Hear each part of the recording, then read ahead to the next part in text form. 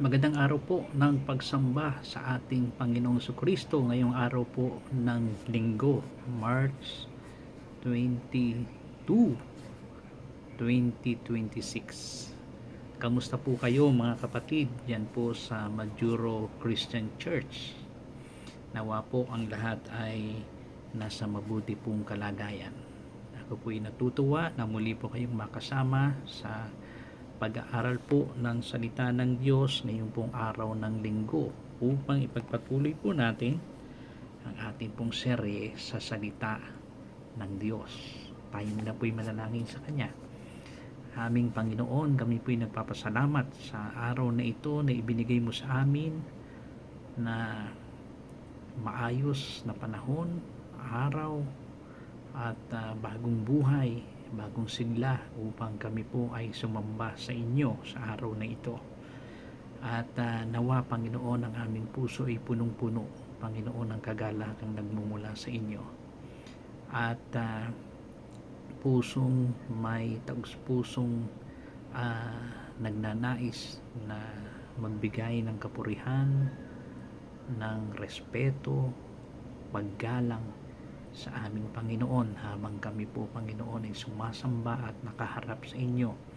Alam po ninyo ang laman ng aming mga puso at nawa, Panginoon, ang laman nito ay ang pagbibigay po ng kaluwalhatian, kadakilaan at buong pusong paglilingkod at buong kagalakan na kami po, Panginoon, ay makasamba sa inyo sa araw na ito. Samahan po ninyo kami at patuloy na gabayan sa tulong ng Santong Espiritu sa aming pag-aaral ng inyong mga salita. Patuloy po, Panginoon, na makita namin ang inyong kadakilaan at kaluwalhatian, ang inyong mukha, Panginoon, sa aming pong pagsamba at pag-aaral ng inyong mga salita. Sa pangalan po ni Kristo, ito pong aming dalangin. Amen. Okay?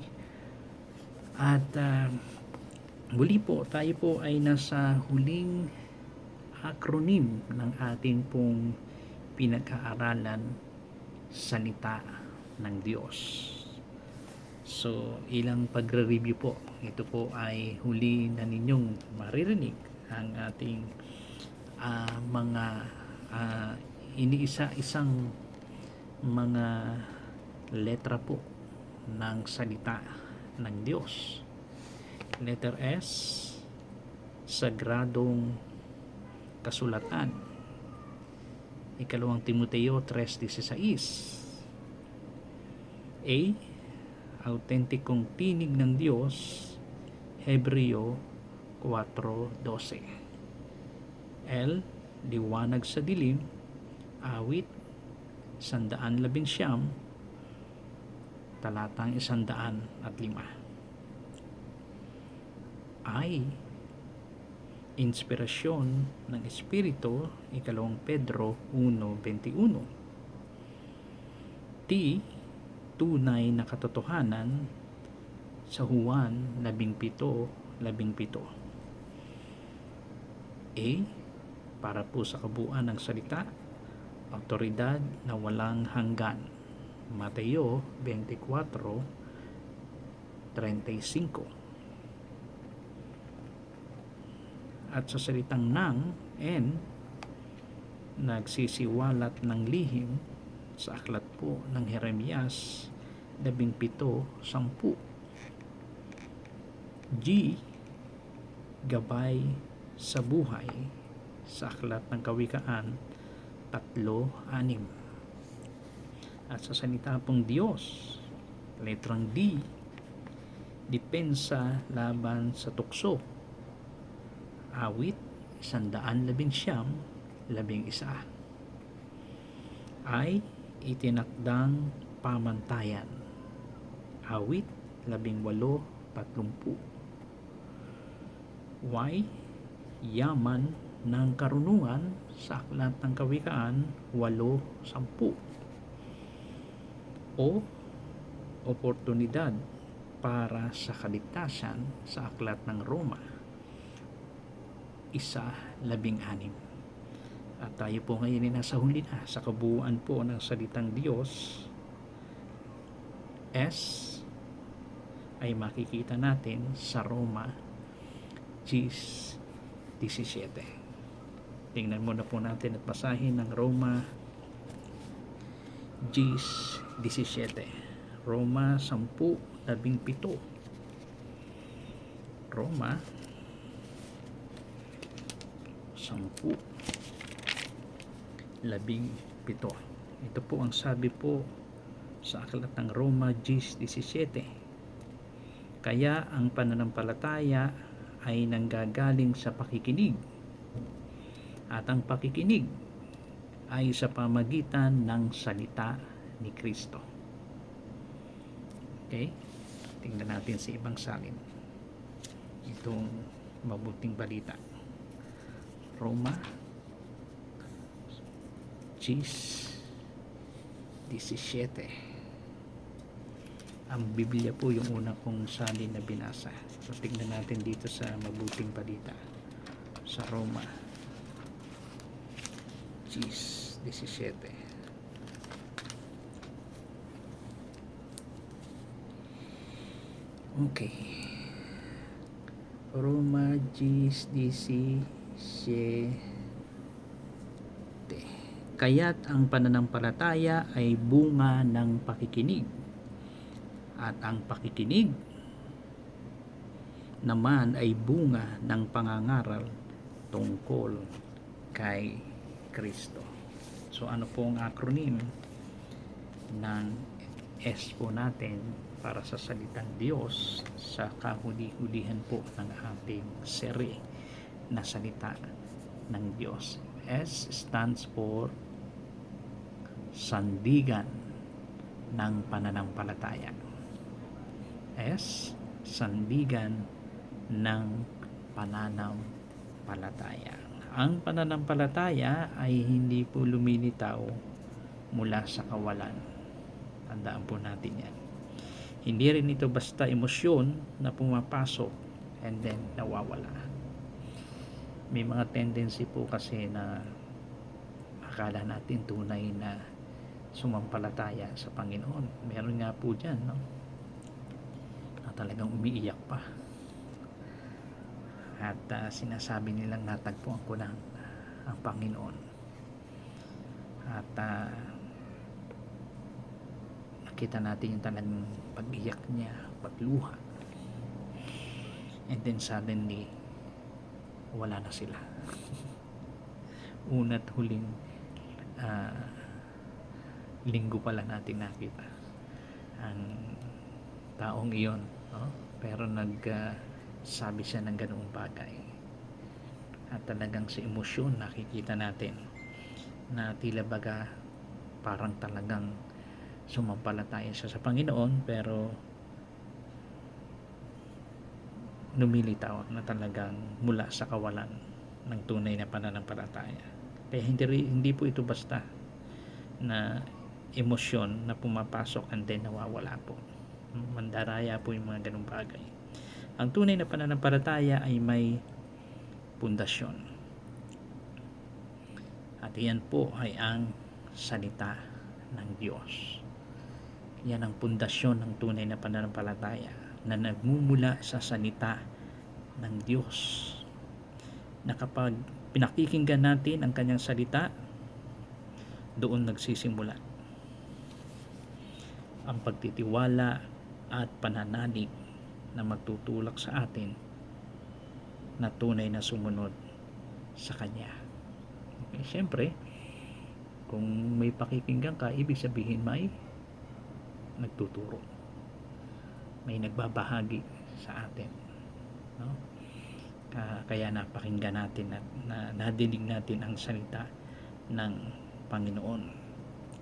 Kung wala ang salita, mananatili pong mahina at marupok ang ating pananampalataya. Tulad po ng gaya ng sinabi ko po sa inyo, emosyon lamang, at hindi talaga napupundasyonan po ng salita ng Diyos, o maaring nasama lang, di ba?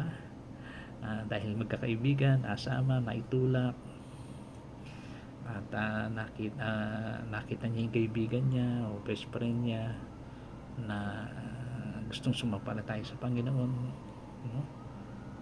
Ride on na rin siya.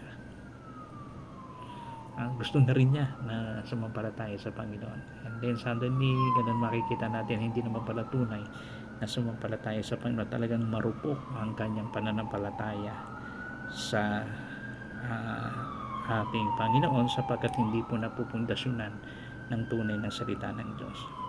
Pero kapag lagi tayong nakikinig at nagsasaliksik dito sa salita ng Panginoon, ay nagiging matatag ang ating paninindigan. Para itong bahay na itinayo sa ibabaw ng bato. Anumang unos ang dumating, nananatiling nakatayo dahil matibay ang pundasyon. Natatandaan niyo po ba kung saan po yun? No? Mateo 7. No? Tingnan nga natin. Matthew 7:24-27. Matthew 7.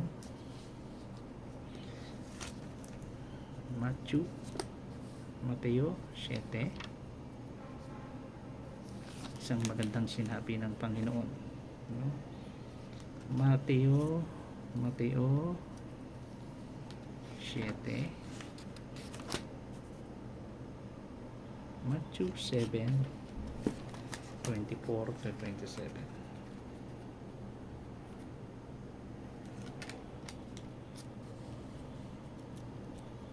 Matthew 7:24-27. Ito po ang sabi po ng Biblia. Mateo 7:24-27. Kaya't ang bawat nakikinig at nagsasagawa ng mga salita kung ito ay may tutulad sa isang taong matalino na nagtayo ng kanyang bahay na ang pundasyon ay bato. Ayun, ito po yung katulad ng isang nakinig and then isinagawa yung kanyang napakinggan na salita, ay maitutulad sa isang taong matalino na nagtayo ng kanyang bahay na ang pundasyon ay bato. So sa ilalim ng bato, doon niya itinayo yung kanyang bahay. Umulan ng malakas, bumaha, at binayo ng malakas na hangin ang bahay na iyon. Ngunit hindi nagiba sapagkat nakatayo iyon sa bato. So matibay talaga sapagkat ang pundasyon ay ang bato na siyang salita ng Diyos. 26. Ang bawat nakikinig ng aking salita ngunit hindi naman nagsasagawa ng mga ito, nakinig pero hindi naman talaga sinunod o ginawa ang kanyang napakinggan, maitutulad naman ito sa isang taong hangal nagtayo ng kanyang bahay sa buhanginan. Tulad daw niya ay isang taong tanga, no, nagtayo ng isang bagong bahay, itinayo sa ibabaw ng buhanginan. Yun ang pinakapundasyon. 27. Umulan ng malakas, bumaha, binayo ng malakas na hangin ang bahay. Ito'y bumagsak at lubusang nawasak. So ganun po ang nangyari, no, sa isang matalino at isang mangmang na nagtayo ng kanilang bahay. So ganun din po sa ating pananampalataya sa Panginoon. Dapat ang pundasyon natin ay ang salita ng Diyos na nagsisilbing bato, no? At doon natin isasandig ang ating pananampalataya sa Kanya. At kung dumating man ang anumang unos ng ating buhay, ay mananatiling nakatayo sapagkat matibay ang bato. Ito rin ang dahilan kung bakit napakahalaga na hindi lang basta tayo marunong ng ilang mga talata. Okay? Kundi hinahayaan natin ang salita na paulit-ulit na bumuo at magpatibay sa ating pananampalataya. Napakahalaga po noon. Walang halaga yung marami tayong alam na mga talata sa Biblia, pero hindi naman natin sinusunod, hindi naman natin tinutupad, no? Wala pong silbi yun. Ang lalaki lang sa atin ay isip. Maaari tayong magmayabang sa ating mga sarili.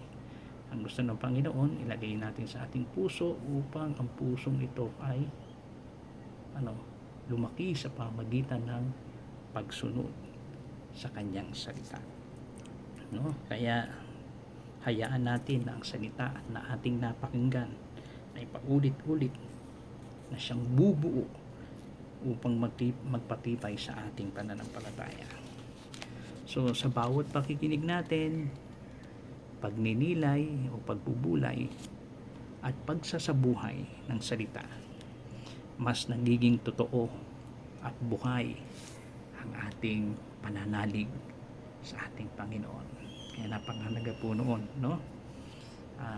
kaya hanggat may pagkakataon na makinig tayo ng salita ng Diyos, pakinggan natin, at habang pinapakinggan natin, pag-isipan natin, pagbulayan natin, pag-aralan natin, and then isabuhay natin kung ano yon, ang sinasabi ng salita ng Diyos. Ito'y mas magiging totoo at buhay, ang ating pananampalataya sa ating Panginoon. Napakahalaga po noon. Kaya iwanan ko po kayo ng ulit ng ilang mga bagay na dapat nating pagnilayan, pagtatanong sa ating mga sarili hinggil po sa ating naging serye ng salita ng Diyos, na inisa-isa natin. At iwanan ko po kayo na may kinalaman po dito sa huli na ating pinag-usapan tungkol sa sandigan ng pananampalataya.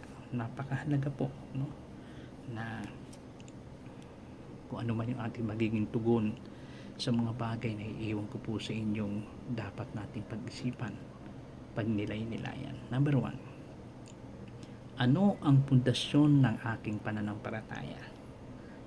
Saan po nakalagay ngayon? Saan natin ipinatong? Saan natin itinayo ang ating pananampalataya? Sa sarili po ba nating karanasan?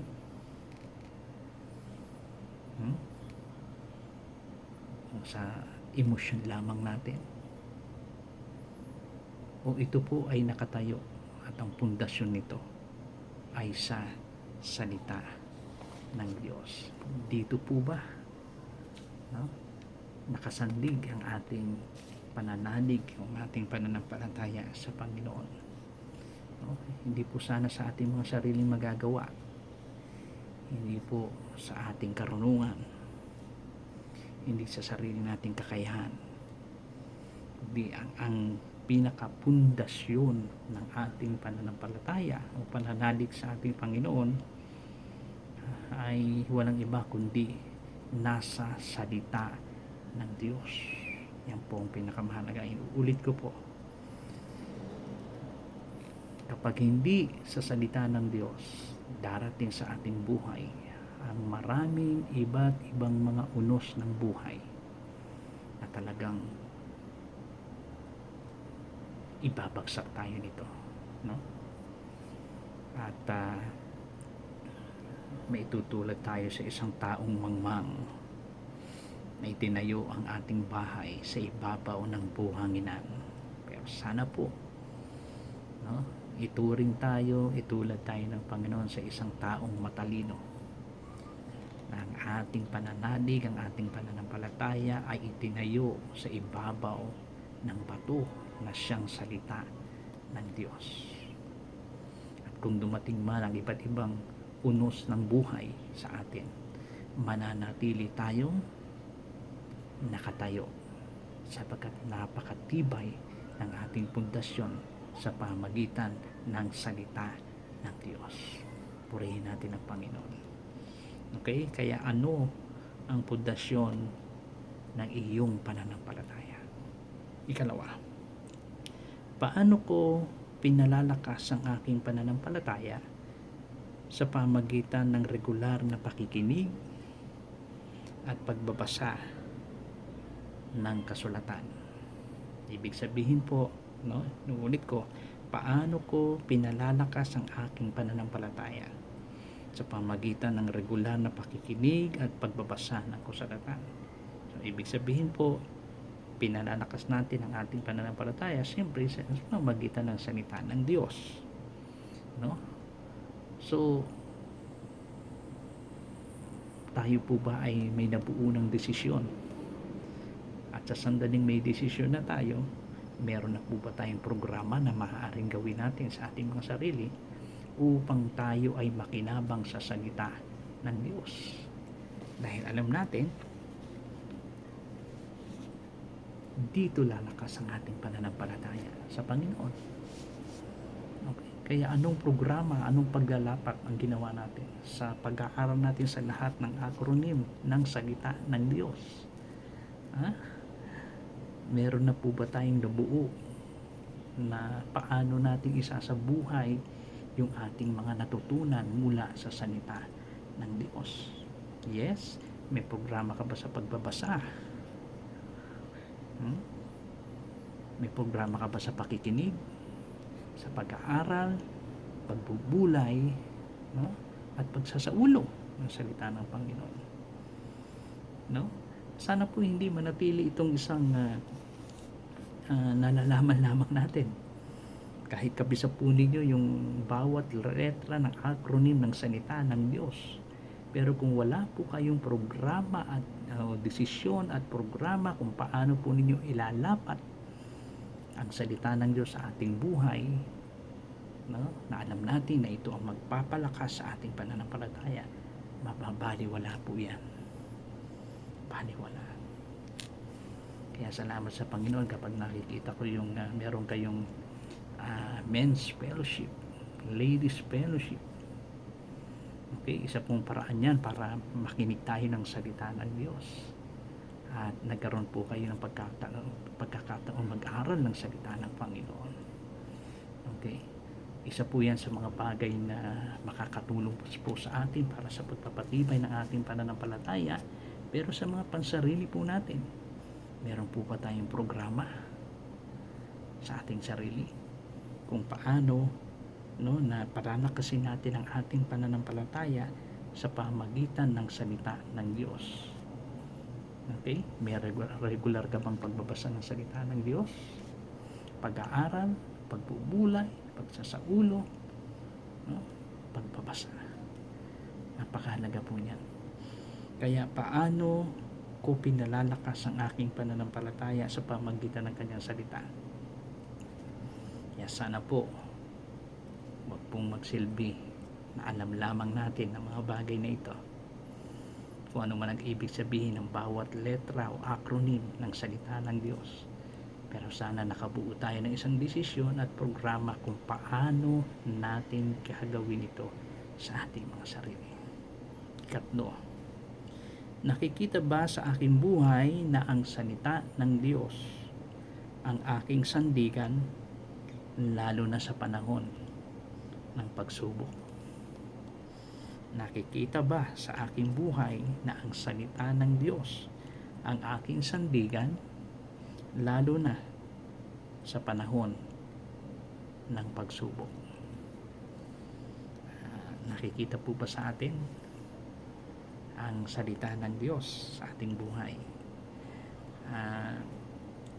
Alam natin, madalas minsan may biruan tayo na para bang ang isang taong nakikita natin ay parang isang Biblia ang naglalakad. Hindi po ba? Isang Biblia ang naglalakad. Ibig sabihin po kasi na kapag nakikita mo ang buhay niya, ay parang nababasa mo ang Biblia sa kanyang buhay. Napakaganda po noon, ano? At